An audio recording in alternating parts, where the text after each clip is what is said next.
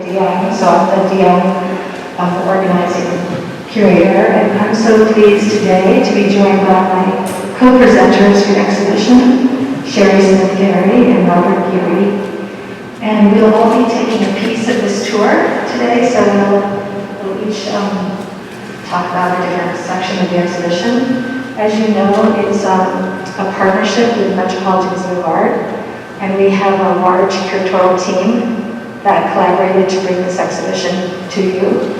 And they're all listed on the title wall, so if you're interested to see, we have some contributors who helped with didactics and label text and interpretive kind of ideas and material, and then we have some of us were in a more curatorial role.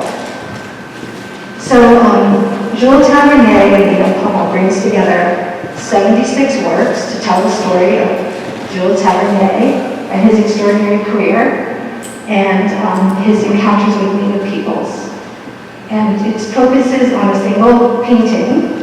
You can see Dance in a Subterranean Rat House that forms the center of the conversation with the exhibition.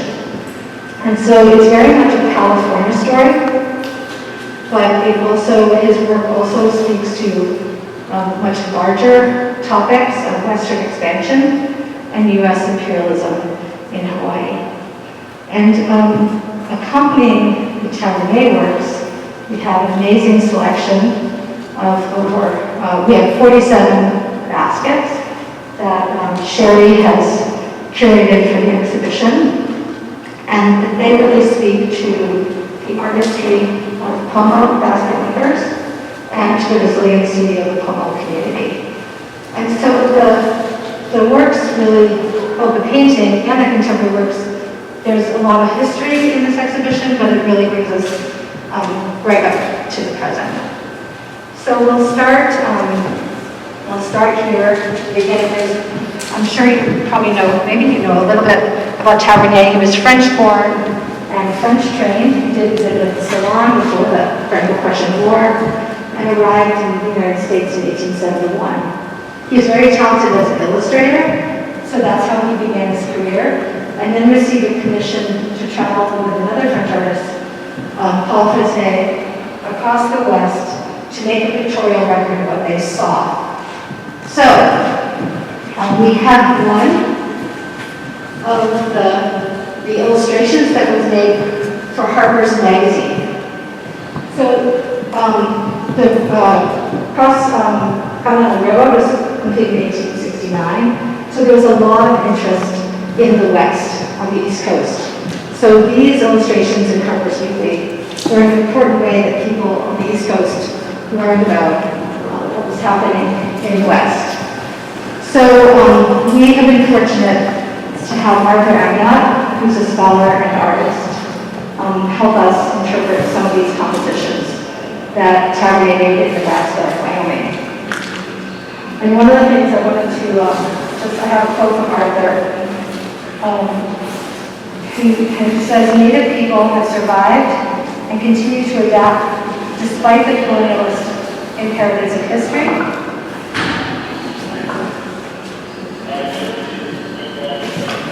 Another quote from him. And Arthur says these things need to be understood more fully. It's just a glimpse of something more profound. And what he's getting at is that Tavernier was present at important ceremonies, and he was a very excellent artist. He made a lot of excellent records of what he saw, but he also he merged multiple days of an event together into a single composition. He made changes to how the composition was created. For instance, this important Sundance ritual would probably only have been observed by family members. We've never had this extensive crowd here. You would never have these sort of bleachers, which is like Buffalo Bill style composition. So he made changes that leave images kind of problematic, but also very valuable. So for indigenous communities, there's a lot of information, and there's a lot that can be learn from these compositions, but they also can be a bit fraught, because you see how Tavernier's images were shaping misperceptions of indigenous people in the West. You also can see that he has imaged Native Americans in landscapes. So that's something that's fairly innovative of Tavernier. Not all artists, you think about Bierstadt, that the landscapes were devoid of any people, ready for settlement, ready for this concept of manifest destiny, where you can expand and move into these beautiful landscapes. But Tavernier imaged people at difficult times when you have people at the agencies, which were precursors to reservations, or people coming together for important ceremonies. But another interesting aspect of Tavernier, this painting from the West is actually, Sunset in Wyoming was his last painting. He actually painted it in Hawaii right before he died.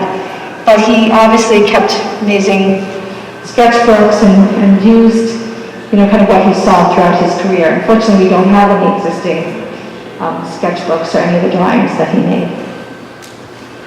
Okay, we'll go on. So he had this amazing adventure in the West. He arrived back in San Francisco in 1874. And Tavernier became very active in many arts associations. He was really part of the Bohemian Club, and he started the Palette Club. He really was a very active member of the artistic community. So you can see, I should mention that the painting, the Century Exhibition was commissioned by Ferry. We'll talk more about him. But he also commissioned this painting that commemorates the gold rush, the anniversary of the gold rush. This is the other painting that has that connection to the exhibition. But what you can immediately see is this verticality of the composition. So Tavernier was trained in artisan style and decided that the vertical compositions were the best way to handle these regular trees that he became enamored with. And you can see a lot of the paintings show his Bohemian lifestyle, camping outdoors, in this case, with silence. And you can also see he was really a painter that focused on light, the light effects in landscapes. This is a painting that was considered very bold at its time, and his work was described as fantastical. It's called Artist Reverie, and actually you can see in the composition there are kind of apparitions or heads that appear in the landscape, and there's a woman in smoke floating. You can see Tavernier sitting in Monterey with his bottle of champagne and his painting on an easel. And it's very quintessential representation of his life at the time. He did establish a studio in Monterey, and many artists followed him to Monterey. He had a major influence there. We have a number of works that are special to our presentation. This is one of them, and we're very indebted to the Open Museum. It made it possible for us to have a pastel. He was a master of pastel. In fact, it's said that he introduced pastel certainly to San Francisco and to the West Coast. And so he's associated with what they call the pastel craze in San Francisco. But again, very beautiful painting of a fire at Yosemite. And let's see, I think we'll on to the painting.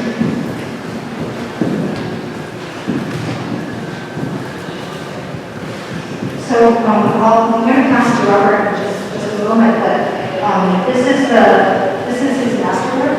You can see it's a very large painting. Probably the other painting in the exhibition from his time in the West was in the only other composition of its size. So it's really considered to be his masterwork. It was commissioned for $3,000 by a banker in San Francisco. It's a very prominent family, the Parrott family. Don Parrott was his father, and it's Tiburcio Parrott Ochoa. His mother was Mexican. His father was U.S. Consul Mexico, so he was actually born in Mexico, along with a sister of a different mother, and they were all raised along with his American children. And you can see in the composition that there are outsiders present, and that's what's so fascinating about this painting. You have Edmond de Rothschild, who's a French investor, because Parrot was a new owner of a mine that's on Elam Ancestral Lands. So you have Rothschild, and then you have Tavernier, who was a count, and who, Joseph Vaya, the world's CEO, found a journal that describes their trip to Clearlake, their visit to the roundhouse, and describes the mining. It's an amazing document. And it also gives us insight to what's beyond the frame of this picture. So here, Robert can tell you about the Elam community. We have mining that's happening. And Tohen details that it's 100% Chinese labor that's employed in the mine. And Ferry is actually associated with an important legal case because the government brought a case against him to discharge the miners because, of course, there were anti-employment laws against Asians at that time. Ferry went to court and actually won this case. This is a foundational case that establishes that corporations can be considered as people. So it's sort of an interesting historical connection here as well. So maybe you'd like to hear from a bit more about the painting of Robert. Do you have any other questions about his work before Clear Lake? Okay. It's amazing. Hepathy, my name is Hepathy, so we can, Robert Gary, you're talking about how early today. My name is Robert Gary, and I'm from Atlanta. And, just to give a little background, I think with the painting itself, it's kind of ironic because the ceremony that's actually taking place is called Mofonte. And it was a ceremony that had came, after contact. And it was just due to a lot of the native people being killed off or, dying of, diseases and starvation and things that was kind of placed on a community. And so the ceremony itself is there to battle that, to make sure that, the existence of, the native people that are in our village, that they survive this. And so it's kind of ironic to kind of see this actual ceremony happening with what they're trying to find off, that they're actually in the roundhouse and during the ceremony itself. What makes this really unique, this painting, is that everything that we've been told from generation to generation from our elders about how, and the knowledge that we had of our environment and the things that we use to make structures, regalia, baskets, just that knowledge rings true through this work of art. If you look at it, you can see, the center holes, how things were batched together with grapevine, it being under the ground, basically to kind of keep the people safe from all the catastrophes that were prophesied that were going to happen, the high winds, fires, these kind of things. And so this was supposed to be, according to the vision, a basket that was underneath the ground that was going to hold the people when these catastrophes were going to happen to basically cleanse the earth. And so this whole scene is really a beautiful thing for myself, because you can see the presence of the women and the power that they hold in this picture. The regalia and the regalia items, dresses that they're wearing are visions that came from the cultural leader at the time. My great-great-great-grandfather, there was two dreamers or they called them dreamers, Abko is what they would call them in our language, was during this time. And one of them happened to be my times great-grandfather. So this could have been his ceremony that happened. And so that connection was instant, to see the people. I'm used to this because we still do ceremonies today. We still have roundhouses today that we do here in California. So this hasn't stopped. This is a continuum. And for me, this was just solidified what my ancestors were continuing to do. And it gives me a great honor and pleasure to be able to say that we're still doing this today. And so to see, the gathering of people, the two male dancers and, everyone, even down to children, really, for me, the connection was, those are my relatives. And to see them in a sacred state is always, something that's really holds, dear to my heart. Because my children and their children and the children that are going to come after them will always see this and know what they're doing is something that has always been done. And so in this, you can see, like I said, the roundhouse actually goes down into the ground. It's a ceremony that happened, like I said, to make sure that they ensure that the lives of the Pomo community were going to be okay through all of this. And so kind of understanding a little bit too, trying to basically kind of establish a relationship with the new settlers to ensure that survival and giving them access into, a roundhouse and permitting this to happen. So it's kind of a double-edged sword a little bit, because it's like, okay, well, we're doing this to try to ensure that they're going to be here in the end. But then also, in the same sense, we're trying to also establish a relationship with the ones that we believe that are putting this on to our people. So it's really, it's a contrasted, piece of art, because you can kind of get the story from the native perspective about what's happening and why it's happening. You can even see some of the reactions to some of the audience members to, the non-native people that are in there, that are in this work of art, of kind of like, why are you here? We're doing this to try to make sure we can get past this. So it tells a bigger story of what's going on due to what Christine was talking about earlier, the mining, the gold mining really had an effect on Pomo communities throughout California. We were, being enslaved to go out and mine gold for, the investors. So lost a lot of people by the turn of the century. Before 1833 was first contact in Lake County by the 19th, and they estimated like about a little over 1 million throughout Native California. By the time 1900s hit, they say that we were decimated down to 16,000 throughout the state. And so this was a big, this is a big concern for the Native people, Native community. So, religious ceremonies were, brought to the people to make sure that, we were going to be here. So, like I said, it's kind of it's really a battle to see and to know exactly what's going on, not just from the investors' portion perspective of it, but also the Native community's perspective about what's going on during this time. And I'm glad to say and proud to say that I believed that this worked, because I'm still here today. My kids are still here today. So. Thank you. I think, Sherry, why don't we pass it to you? There is much more I know that Robert can talk about in terms of the regalia, but maybe Sherry can talk about the baskets, and then we can see if people want to delve into other works in more detail. So my name is Sherry Ferry, and I'm director of Pomo. I'm from Sonoma County. And I grew up in a family that made baskets. And I was always told that we made the best baskets in the world. And I am here to tell you, after looking at baskets all over the world, I truly know that now. And one of the reasons why Pomo baskets are really considered the best in the world is because we make baskets more different ways than anybody else ever has.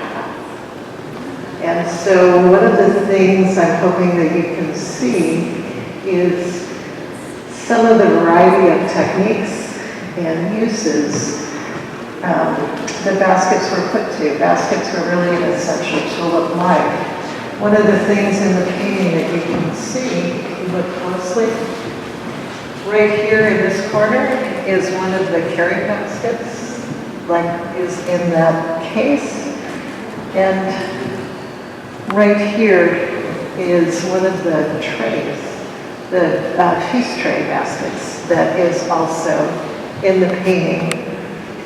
And again, as Robert was talking about, there are some things in the painting that are ironic. One of those is that those baskets would not have been present during the ceremony. Those were baskets that would, especially the feast tray, would have been used at the feasting after the ceremony. But they were tools of everyday life, and this is a special occasion, and they would not have been there. And I think probably the reason that they were there is that the painter at this early time period, this is painted in the 1870s, in this early time period, Pomo people are really, by outsiders, associated with their baskets even this early on. I think non-natives coming into the area uniformly comment about the beauty and the excellence of Pomo baskets. And what I hope to do is to be able to show baskets that come from this time period where baskets are being made by Native people for Native use. And they're being used for everything from carrying babies to harvesting and cooking foods, to hunting and fishing, and then at special social occasions throughout your life. And so a lot of baskets that are made then are really large, and so you have this basket at the front that's a cooking basket. You have the basket that's out in the hallway, that's a storage basket, food storage basket, and you can see that even though they're baskets that have, really everyday use, they're also objects of beauty. And I think one of the things that you see when you look at Pomo life, well, people of the time period always called us diggers because we were harvesting a lot of plant materials, roots and things that actually got used in the baskets as well as being eaten. And so in some ways, people of the period saw us as sort of similar to animals in terms of, living in the environment, rubbing in the ground. But everybody looked at the baskets and were like, these people understand beauty, and actually lived a life where they were surrounded by that beauty. And I think you see a lot of that beauty also in the Regalia. And I think Robert will talk about a little bit about some of the Regalia, but you have baskets moved from things that Native people are using in everyday life to lives totally changing. And people no longer are being able to make a living hunting and gathering the people that survived. And so for the first time, we need money to buy food, to buy clothes, these new things that are replacing baskets like pots and dishes, ceramic dishes, metal pots, burlap bags, all the things that baskets used to do. There are these new things that do. But Native people still know how to weave, and right around the same period in the 1880s, 1890s, there really starts to be a non-native market for Indian arts and crafts. And there's this kind of Indian arts and crafts kind of sort of fad, I guess you would say, home decor craze. And people start collecting baskets. And so Pomo baskets, the basket makers, start now making baskets for non-native use. And these are baskets that just are going to be sort of set in display in your library shelves or curio cabinets. And their real draw is their aesthetic appeal. And so you have baskets, for example, like in this case, they're really decorative kinds of baskets. They get smaller and finer, and they get more sort of jazzy. And it's one of the early main ways that Indian women can make a living, besides, hot, heavy labor like washing laundry for non-natives, cleaning house, picking hops, all of these other kinds of jobs. And so you have baskets being made by Native people for non-natives. And then today, you kind of come back full circle, and I would say baskets, just like the dances are still being done today, baskets are still being made today. And this is a case of contemporary baskets, and we're now making them for our own consumption again. So you can do anything and make more money, if you add up your time. on the basis of how much money you're getting in return for your labor. You can do anything and make tons more than selling baskets. So people are doing it for love now. They're doing it to stay connected to this old tradition that sustained our people for a long time. It's something that gets us back into our homelands. So these are all made from native plants. And part of the process of making the baskets is you do need to work with your plants and tend your plants and cultivate this relationship with the world around you. It leads you into that. And I think that's a deep part of ourselves that we value. And so that's part of why people are doing it. And then just to, again, they're often now just given a present. So when I got married, I got a basket. When I graduated from college, I got gifts of baskets. So that's what's happening today. And I'm happy to answer any questions, but I think, yeah. We have two photographs from Curtis, and there's a lot of people know him in Curtis. Do you think you could just talk about the heuristics and the photo? Native American cultures, people across the United States. He got to California late in his career in 1923, and I used to work at a museum called the Grace Hudson Museum in Ukiah, California. And when Curtis set out to photograph Homo peoples, he went up to visit John and Grace Hudson, who were white, and had a reputation of having relationships with Homo people in the area and collecting their work. And so he kind of used the Hudsons as an entree to various Homo people that he could photograph. And he also used their collection as kind of his costume shop, so to speak. He borrowed pieces from them that he then had Homo people wear for his camera, because they're not something that they would have in their collection and their possession at this time. So one of those are these beautiful ear sticks, we would call them. They're kind of a very fancy earring that women would wear, wealthy women would wear at special occasions. And these are a pair that were made by a master Homo artist, William Benson. So one of the things I want to say is men made baskets too and did amazing work.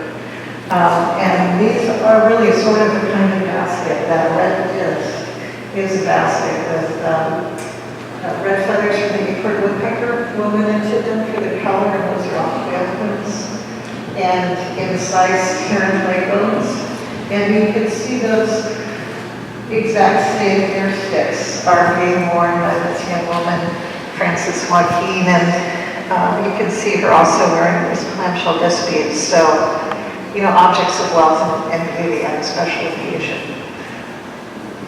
And you can see in paintings, some of the women are wearing very similar sorts of ear sticks. The other thing that Curtis depicted in here, this is actually Frances's mother. He never names the people in the titles, but through family oral traditions, we know who they are. And so Frances from Hopland is Cecilia from Hopland is Frances's mom down there. And she's wearing, again, borrowed from the Hudsons, one of these carrying baskets, and showing how to use the seed beater and how you use this carrying net to carry that basket. So it's, again, an old style basket where you're harvesting a very important sort of source of food, native grains, native grass seeds, and different wildflower seeds with that seed beater into this basket and carry it home. And again, it's the exact same carrying net and seed beater that is that photograph right here on the slide. Thanks, Sherry. There's also a QR code on that label. Sherry's written a beautiful essay about seeds, Homo seed gathering, and you can access that on the exhibition webpage, or you can scan the code. Yeah, of course. I'm sorry, I forgot. I wanted people to take a look two at the little baskets, which were made originally as toys, sort of like little girls play house with doll tea sets. Is in some ways much the same idea, and those are gifts that are given by your aunts or your grandma, and they are gifts of love.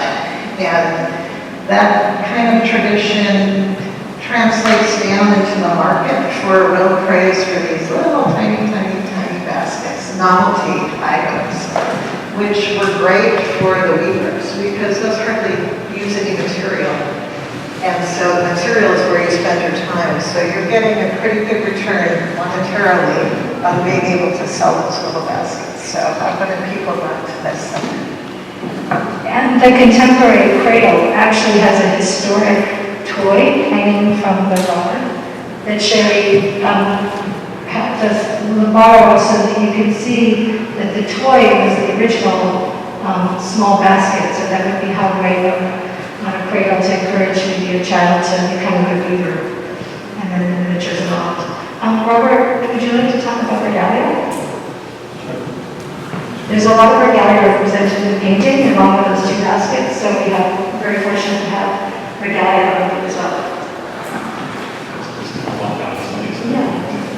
So I guess one of the things versus explaining is this is a woman's traditional top knot, ceremonial top knot. This one right here is something that I made.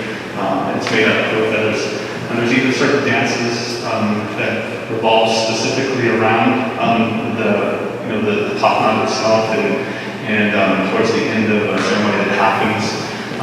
Because when we see crows going back home at the end of the night, they're all kind of like together, right? They're all flying together. And so when the ceremony ends and all of the participants are leaving, there's a certain song that they call as a crow song, crow dance, that they're actually leaving the area. So, and that's what it represents. This woman's head piece is called malala in the southeastern Pomo language. It's something that the traditional women wear, ranging all the way from the Lake Pomo. You have basically kind of three regions. You have Lake Pomo, you have the Valley Pomo, which is the Ukiah area where it's at, and you have coastal Pomo.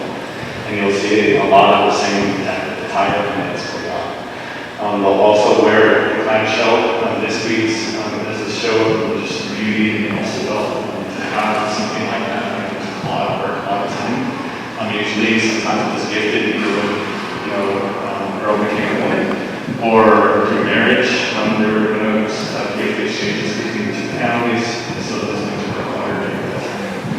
And so this is, just part of the regalia that women wear. They also have a headpiece and those kind of things. And as you can see, they're a real presence, which really makes me happy, to see, because a lot of times. Especially the women who are kind of like in the background. And within the Native communities, they hold a big part as far as, their where they're at in the community and the things that, where's their daily jobs to do. A lot of people, well, it's just, they just cook, there's snow.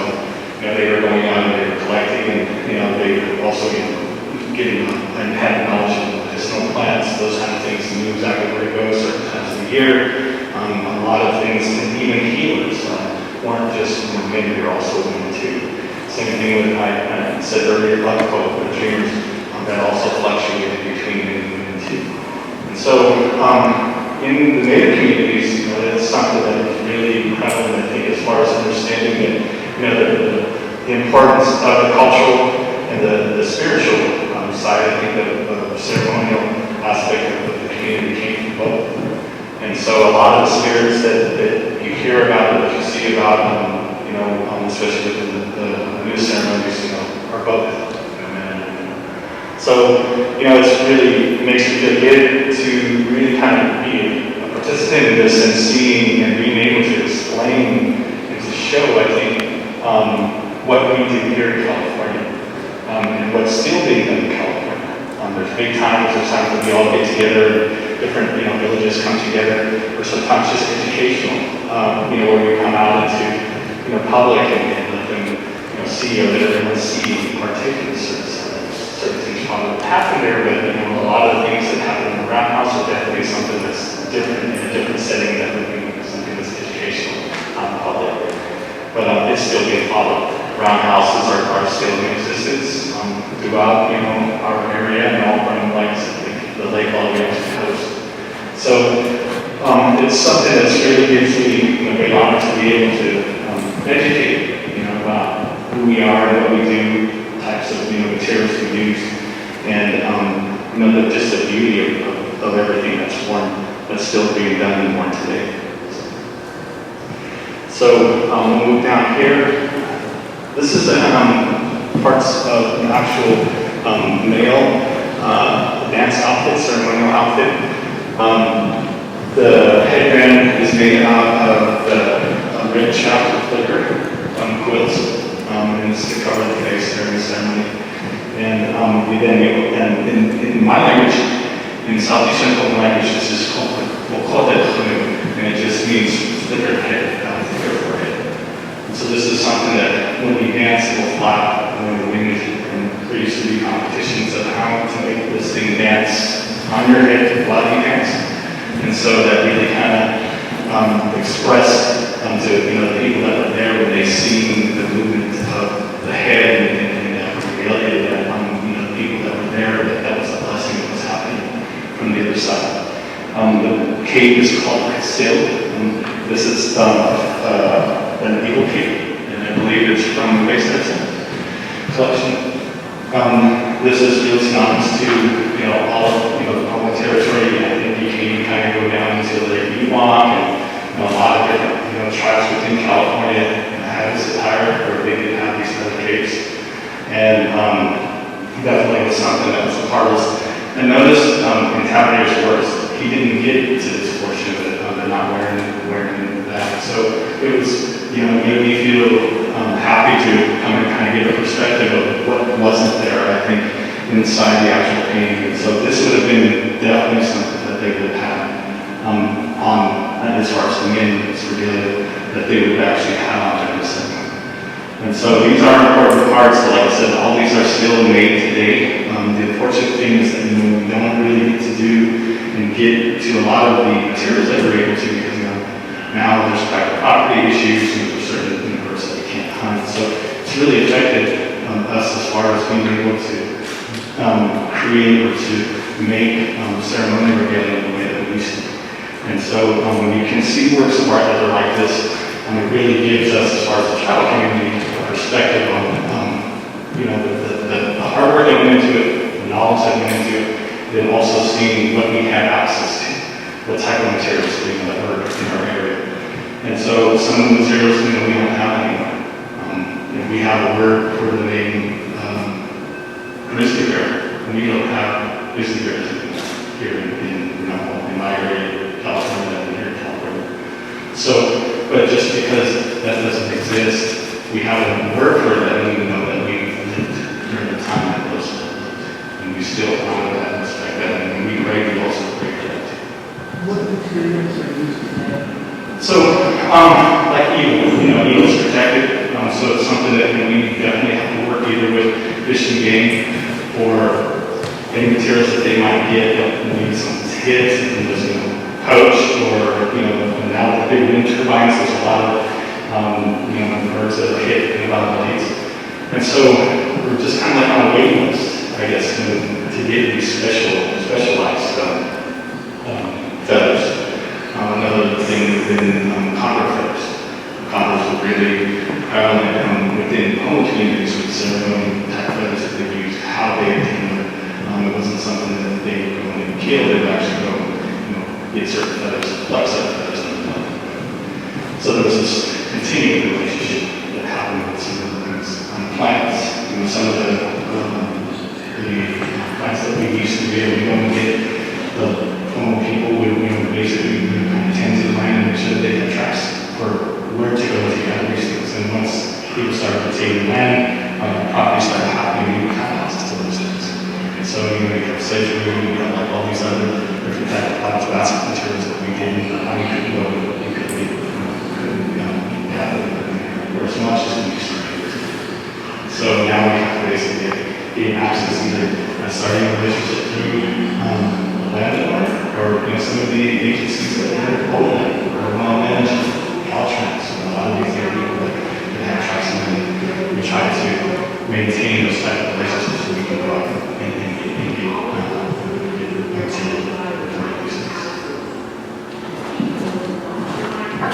Thank you. Yes, I think few people have probably seen that many golden eagle feathers and so it definitely changes the landscape.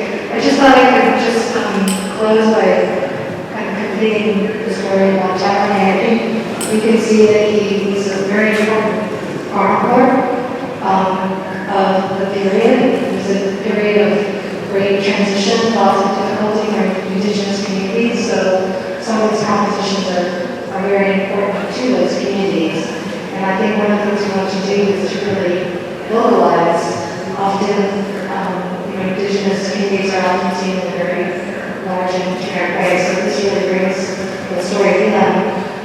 In terms of this, one was happening in one community, but I think it's very clear that the Tavernier travels and his work really speaks to those much larger events related to Western expansion. And to that point, he left San Francisco, excuse me. So Tavernier had a lot of financial issues. Even though he had patrons like Ferry, he was constantly fleeing debtors. And so his friends managed to put him on a boat at one point to Hawaii to flee some of his financial woes. And he spent the last few years of his life in the Kingdom of Hawaii. And he had many interested patrons there, including King Kalakaua. And he's known for establishing a volcano school. So yet another landscape is being transformed. So the indigenous landscape that really was understood as Pele, but was being transformed at that moment into a place of tourism. So Tavernier's work had a role in that. He actually created, we have accounts of it, but we don't have it doesn't exist, a huge pattern that traveled to San Francisco.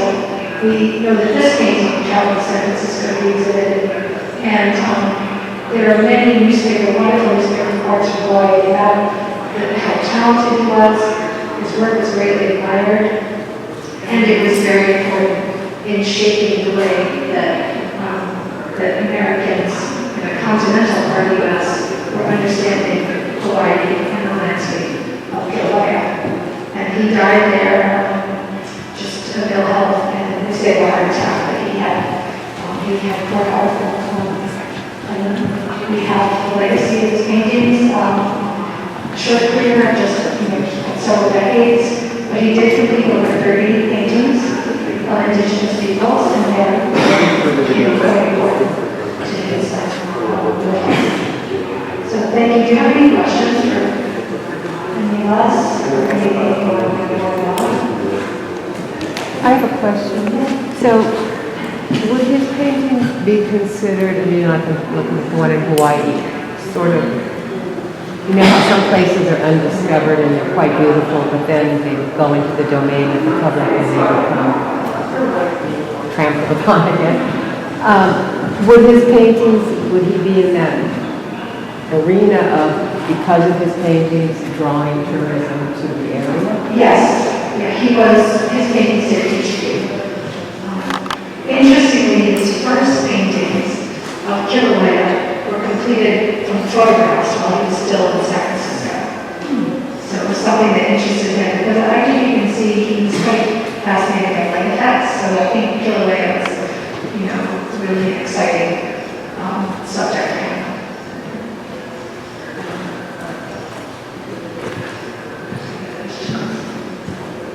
Well, we're here for you, so enjoy the exhibition and we're happy to answer any other questions.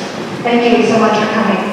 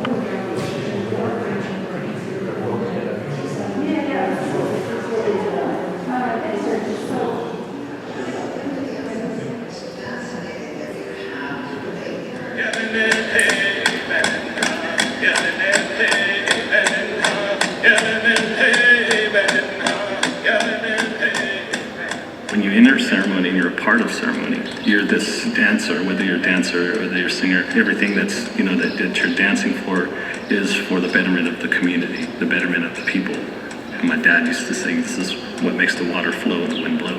Without this, it wouldn't happen. The dances that we hold are to renew our earth. They're to renew our people. The people give prayer to our Mother Earth to fix itself. As a Pomo, I can appreciate all of the things that went into this painting, and it shows a lot of the beauty of who we are, but at the same time, you have to understand it for what it is, which was the contamination of an entire side of a lake. And then you go, oh, well, how did it affect those baskets that are in the painting? How did it affect those dancers that are in the painting? How did it affect those mothers that are in the painting, those children, those men?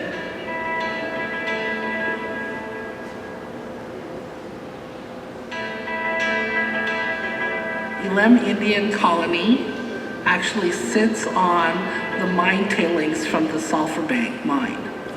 So what that means is that as they were digging, all of the little contaminated leftovers they brought over here to the tribe and left them out. And so that causes mercury poisoning. So basically when this mine was open, it poisoned this entire land. You put poison into a land, you're harming your whole lake ecology. So polos are basketry people, which means our plants go in our mouths when we process our basketries. So as we're doing this, we're putting possibly contaminated things into our mouth. So then you're seeing mouth cancers, you're seeing things that are happening with your teeth. So it affected everything. One of the things that basketry enabled Native peoples to do is to perpetuate this real personal connection with the land, the homelands. So the baskets are a real reflection of extensive ethnobotanical knowledge on the part of Native peoples. Really just thousands of years of living with the plants, studying the plants, experimenting with the plants. You really had to understand really intimately the life cycles of everything that was around you and work with those. One of the things that's so interesting to see in baskets that were made before 1800 or in the early 1800s is how large those baskets were. And what that tells you is just how abundant those resources were in the landscape because people had that much material available to them. It helped me understand the scale of change that's happened in California to the environment in just a short period of time. But it also showed me what a huge impact removing Native peoples from the landscape in terms of being able to tend to the land the way that they once had has also had on that landscape. Ferry has done a remarkable job of capturing the drama of a ceremony at the roundhouse. And it really is this very immersive experience. I think there's a very satisfying feeling about that, sort of like a hug, you know, that round shape, especially in the roundhouses that are put down in the earth. There's this real feeling of almost being in a basket.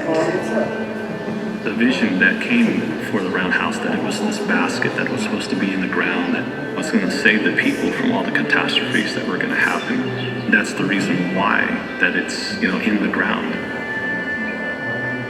I'm sorry that people that are seeing the exhibit are getting just a bare glimpse of what the actual experience is.